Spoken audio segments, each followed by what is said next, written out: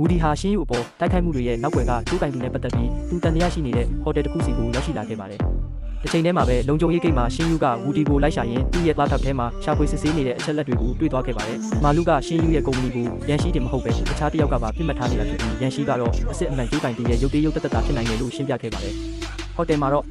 ဝူဒီဟာအဆောက်အုံထဲမှာတကယ်ကျိုးကင်သူရှိနေလိမ့်မယ်လို့ယုံကြည်ပြီးအလွန်အမင်းသတိထားနေခဲ့ပါတယ်။အပြင်ကနေစောင့်ကြည့်နေတော့မှပဲတစုံတစ်ယောက်ကသူ့ကိုစောင်းမင်းဆိုတဲ့နာမည်နဲ့လမ်းခေါ်လိုက်တဲ့ကိုကြားလိုက်ရပါတယ်။သူတတိကြီးစွာနဲ့အထဲကိုဝင်သွားတဲ့အခါလက်တွေခြေထောက်တွေတုံ့နှောင်ခံထားရတဲ့အာလီကိုတွေ့လိုက်ရပါတယ်။ရုတ်တရက်ဆိုသလိုအခန်းထဲမှာအစိမ့်ငွေတွေစတင်ပြည့်နှက်လာပါတော့တယ်။ဝူဒီကချက်ချင်းပဲသူ့နှာခေါင်းကိုပိတ်ပြီးအာလီအစိမ့်ငွေတွေမရှိမိအောင်ကာကွယ်ပေးခဲ့ပါတယ်။အဲ့ဒီအချိန်မှာပဲအခန်းထဲကထူးဆန်းတဲ့အတန်တစ်ခုကစပွဲပေါ်မှာအနီရောင်တစ်လုံးနဲ့အပြာရောင်တစ်လုံးဆေးပြားနှစ်ပြားရှိနေပြီးအဲ့ဒါကဖြည့်ဆေးဖြစ်တယ်လို့ပြောလာပါတယ်။ဒါပေမဲ့ဝူဒီကတေချာစစ်ဆေးကြည့်ပြီးဆေးနှမျိုးလုံးဟာအစိတ်တွေဖြစ်မှန်းသိလိုက်ပါတယ်